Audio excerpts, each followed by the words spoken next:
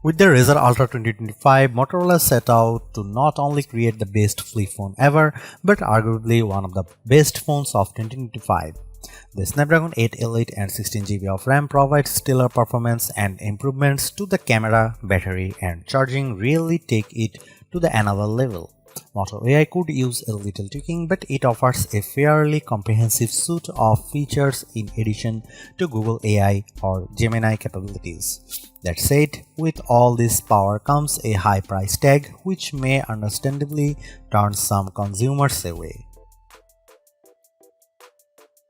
To say that the Razr Ultra 2025 took me by surprise is a bit of an understatement. The phone is currently the most powerful flip phone on the market, boasting specs that rival even more traditional premium flagships such as the Galaxy S25 Ultra, and with a price that matches Samsung's top tier of the line model for 2025, Motorola seems to have a lot of confidence in the Razr Ultra 2025 following the line's success in recent years. But is Motorola too confident in the Razr Ultra?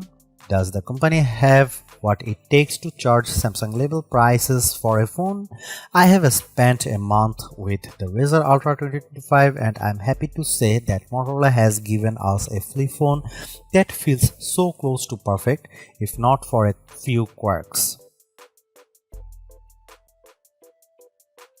The Motorola Razr Ultra 2025 was announced on April 24 and pre-orders began on May 7, with open sale starting on May 15 in the United States. Two configurations are available: 16GB plus 512GB, which cost is $1,299 and 16GB plus 1TB, which cost around $499. The phone comes in 4 different color options, courtesy of Pantone, Scarab, Rio Red, Everett, and Mountain Trail. Availability will depend on the retailer and carrier.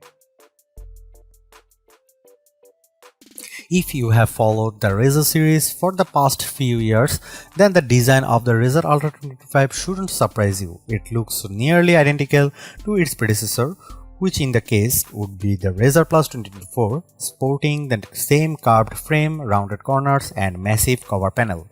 The difference lies in the slightly larger display size, the new materials on the back, and the IP48 water and dust resistance for improved durability. The Razr Ultra 2025 color options are quite interesting this year as Motorola continues to move away from muted shades. I have the Rio Red color on my unit, which incorporates Motorola's now standard vegan leather and is admittedly the least interesting of the Razr Ultra 2025 colors. I previously spent some time with the soft Alcantara and sturdy wood finishes during my hands-on, and I must say Motorola has given users quite the selection of sensory goodies to choose from.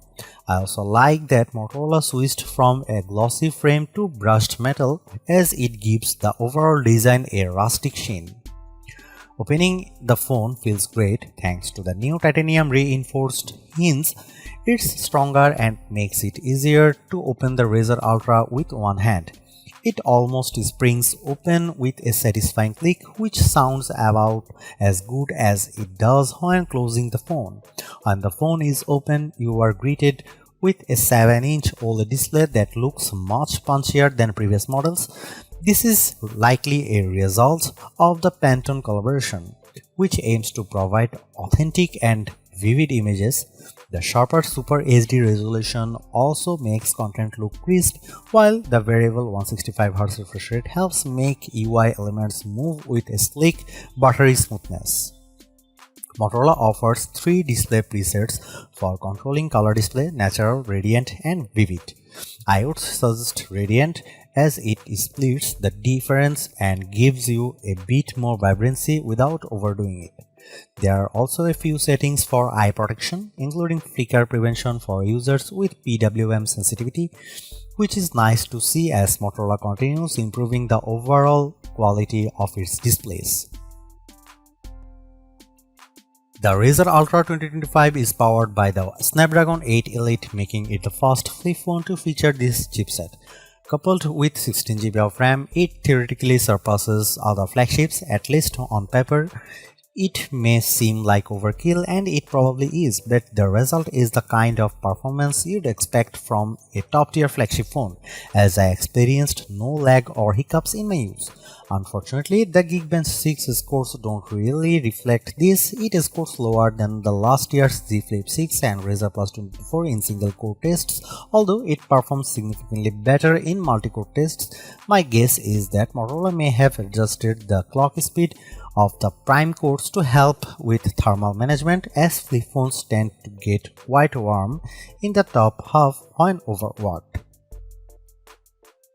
I don't put much stock in benchmark tests, and my real-world use of the phone has proven to be quite exceptional. That said, if you do care, then it's certainly something to consider.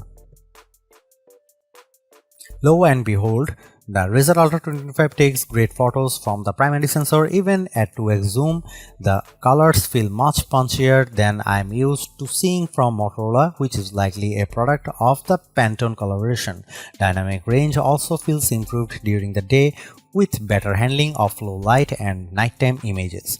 The result is images that feel more Samsung in terms of color and saturation, while the added depth and definition remind me a bit of a Pixel. I wouldn't say image quality is anywhere near the impressive quality of the cameras on Oppo, OnePlus or Vivo phones, but so far I feel pretty confident that the Razr Ultra 25 can compete fairly comfortably among the best Android cameras. Here you can see some camera samples of Motorola Razr 2025 Ultra.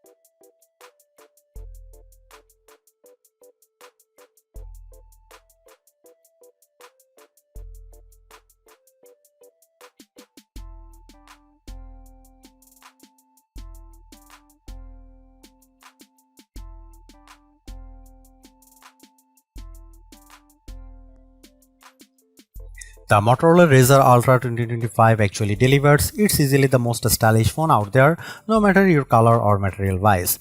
It's also finally caught up to the big players with zippy performance, stellar battery life, and cameras that are no longer just an afterthought.